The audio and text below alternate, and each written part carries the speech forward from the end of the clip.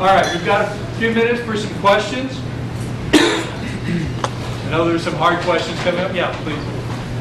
Thank you for your talk. I wonder if you could tell us a little bit about the business model of Golden Grass, how it's different from, say, the Saudi and other Middle Eastern companies that are investing in Sudan and Ethiopia and Egypt, sort of what that local business model looks like, and how it's different from, say, typical industrial agriculture companies in the United States. What would be the key differences?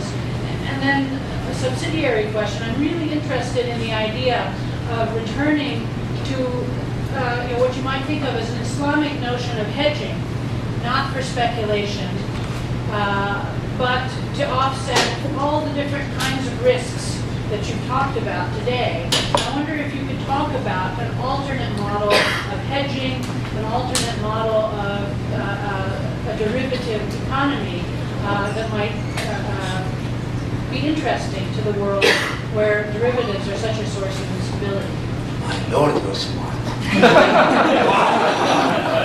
You were worried about the hard questions. You're being held. Come back in hours. Well, thank you, Professor Leila.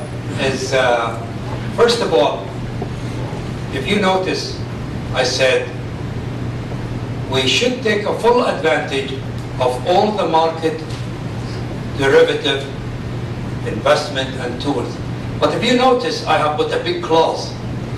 That is, we don't let you speculate on the sake of speculation. You are making a delivery orders. In 2012, you're anticipating here, from your local market, you're going to get, call it 1 million tons. And then you go, and that's one of the things which is, I'm thinking for like in the US and in Europe, you go strategic alliance with the food production companies. And you buy share with them. Just go directly and buy share with them. And through them, you buy a percentage of your wheat. You have your Saudi investor abroad, maybe 200,000. So you take that. So in here we got 1.3, 1.5. Now we go to the market derivative. You go, you take position in 105. You're not here as a speculator.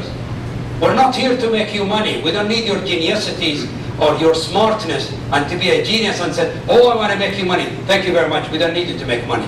You take position on actual delivery of 2012. This is my timetable and I need to take delivery. And those rules are strict of all your commodities. We got to take delivery. And you don't give them no rooms, not whatsoever, to be a market player. You are a physical trader. This is how much rice, this is how much wheat, this is how much all your commodities, and you take position. So you have these 4 roads: local, strategic alliance, from your investor, your long-term contract, and the balance you use the market hedging. Sorry, Professor Leila, can you remind me of your first part of your question? Thank you very much. It's very interesting. And the first part was, tell us a little bit about the business model or the structure of Golden Grass, if you can. If that's all right with you. Just what's the labor force? What's the sort of the investment structure? What's the real estate style? Well, I tell you what happened. I graduated in 2000. No, forget 2000. I graduated in I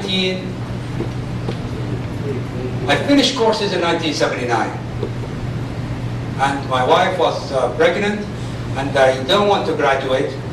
So I kept one course. I think it was thermodynamics. So I said I'll go back to Saudi Arabia, and I'll see how things going.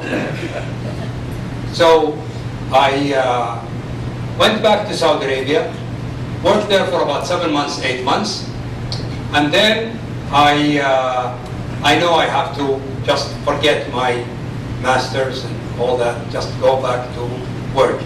I came back in the summer, I intentionally left this thermodynamics course because every summer they give it, so there is no chance. So I took it on the summer of 1981, and that's officially when I graduated. Okay, I made the biggest mistake of my life. I never worked for anybody. And believe me, that was one of my biggest mistakes of my life. I never worked for anybody. Went to Saudi Arabia, I worked here and there, and I started Golden Grass. We want to know how does this agriculture work. We don't know how does this agriculture work. It was a political threat. As I said earlier, the secretary of from Reagan, he came and he said a barrel oil for a bushel of wheat, and we took that threat very seriously, because when somebody gives you a threat, the first thing you do is you look at him and you said, okay, what else did you do with your threat? And if you have done it before, then, for example, the energy Secretary of Energy, he came to Saudi Arabia in the early 50s, and he threatened, if you don't do the oil what we want you to do, we're going to go with another energy. And the Saudis were so panicking, they didn't know what to do. So they stayed all night long discussing what is he going to do, So one smart guy said, let's ask him, what are you going to use instead of oil? Oh wow, yeah, that's a good idea. So in the morning, the guys was not asleep, so they wake up, well, your secretary, your highness, your excellency, what are you going to use? He said, nuclear. They said, wow, nuclear. How long it will take you to develop nuclear for cars? And then he got bluffed. Now, when the secretary from Reagan came, he wasn't bluffing, because a few months ago, they blocked Russia. Now we know they were apologizing, and the Secretary of Agriculture is screaming, and he said that is the worst thing we did to our wheat farmer. But Saudi Arabia took that challenge, and they have paid tremendous amount of money in agriculture. University of Arizona was one of the first who have started a lot of the agriculture program. In fact, the Minister of Agriculture who have started all these programs is an ex-University of Arizona. He studied from agriculture economics. So what the hell do I do? So we find out that is the president of Libya, when he just took over, he went and he brought with a company called Lockwood. And that Lockwood is a company in Gering, Nebraska. Gering, Nebraska is they manufacture center pivots. And he hired a whole teams. They went to Al-Kufra and they start to do big scale farming, 50 pivots. Unfortunately, those pivots in the middle of the desert. So when you produce potatoes, what are you going to do with it? And I never forget that manager, he said, well, what we did, we dug it and we dumped it. Gaddafi, when he came, he was crying. How? He said, okay, give me a road. He said, yes, I need road. I told you, I'll produce anything you want, but I need to deliver those.